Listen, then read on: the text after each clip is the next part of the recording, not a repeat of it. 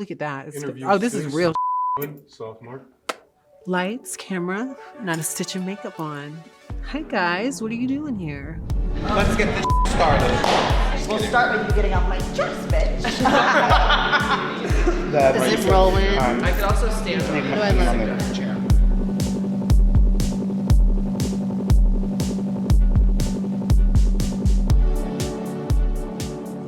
Now, why does Peppermint look like a lawyer, honey? Let me do this one again.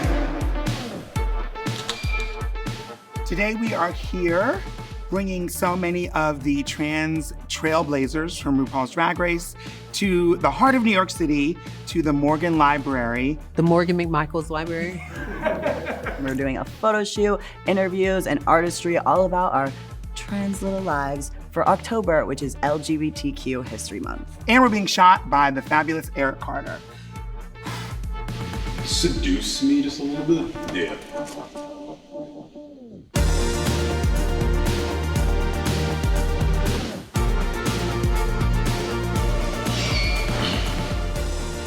Beautiful.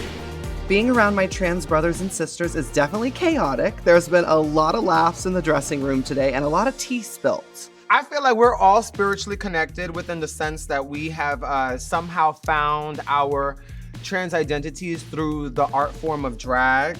So much of our career has blossomed through the years and everybody's doing different things. So it's just nice to share, cheer each other on, and like support each other at the same time. Our connection is undeniable because of our queerness, our transness, and the fact that we have all walked that runway. Some better than others. I'm speaking of myself. Beautiful.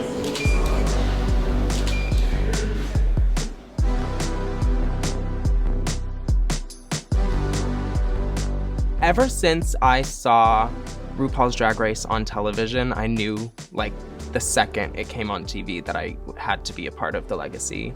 I always loved RuPaul and so inspired to see somebody who just went against everything that everyone would make fun of and ostracize, and then creating a platform for other queens to be celebrated and their talent to be shown. To be part of that and to see how big it's gotten, it's world known, and it has changed the way that the world sees queer people. I think Drag Race has definitely cemented its roots in queer history and history alone, because literally we are the first of its kind.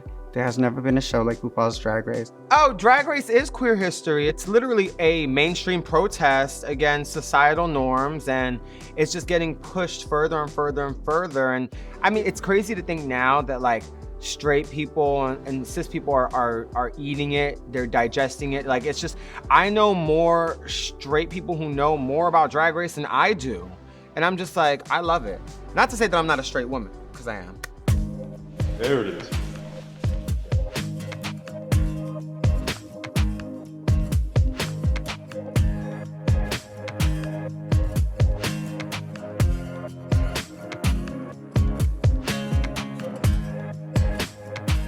When I first got on the show, I felt this really immense pressure to say the right thing and be the right type of role model because there wasn't anyone like me on TV that I had seen at all. So I wanted to be that person so bad. But then by the time I started realizing that people are gonna connect with me being my most authentic self, everything started clicking. I started opening up to comedy and things I never thought I would do in my life. Although we had seen some really inspiring moments with some trans folks before season 9, my season, I hadn't quite seen someone walk through that journey the way that I would have wanted to do it. Once I got there, I found out that it was completely different, that they were loving and open and also of trans experience and non-binary, and so I felt so comfortable. And I knew that it was the right time. I'm very proud of my journey. I mean, has it been all unicorns and rainbows? No, it's definitely been a struggle. I definitely have anxiety, specifically when going into the women's restroom. That's something that I struggle with on the daily. But mostly when I boil things down to like the little kernel of it all, it's a beautiful thing. I feel really proud. I feel really inspired by my own strength to live my truth. There's nothing that I'm ashamed of that I've done, because everything I've done in life have led me to where I am. When I came into Drag Race All-Star 6, I just wanted another shot to come back to show everyone what they missed and what they've been missing out on. And I f***ed around and I won the show, and it's changed my life forever. And I'm so grateful for that, because I wouldn't be right here, you know? So, sorry. I don't want to look crazy. I got to go places I'd never even heard of. So, it gets emotional talking about it, because I've just been so busy on the road working. I haven't even get a chance to think about it.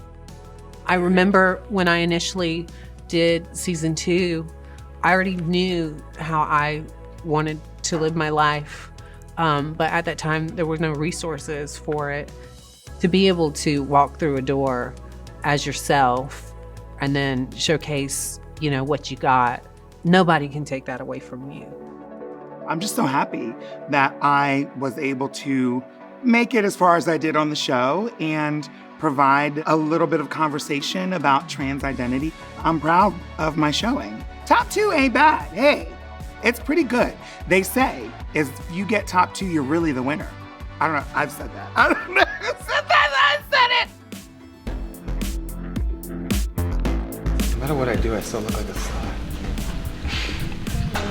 I'll take it.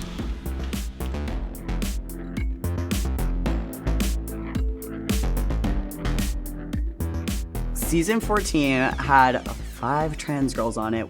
If I was watching Drag Race now and just saw 5 open trans women talking about their journeys and talking about how important it is to come out and help each other, that conversation would have been so important in my life. So it's so amazing that we get to have that and see that on TV now.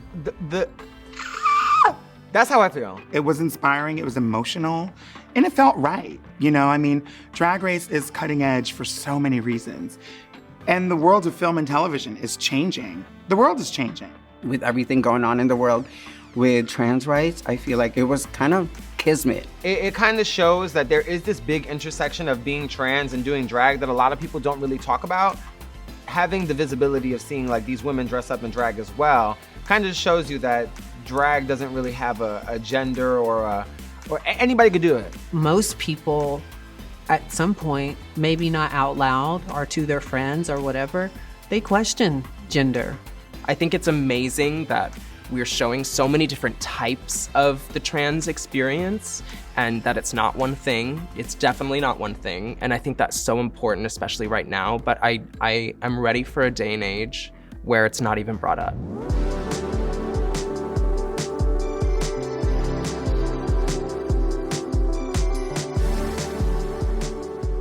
When people look back on my life and legacy, I hope that they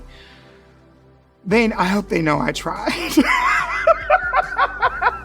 I really hope that people remember my big queen entrances, of course my catchphrases, but more importantly, I hope people remember my tenacity and my determination to not let others' opinions of me get me down. As a trans figure in mainstream media right now, along with all these other crazy manic bitches in the other dressing room right now, we're all trailblazing. We're all leading different paths in different arenas while existing and giving you more than what you have ever expected from this culture.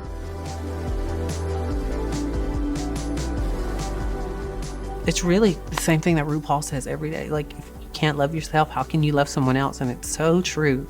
And I think what I want people to remember is to just be as authentic as they can and to love themselves as much as they can.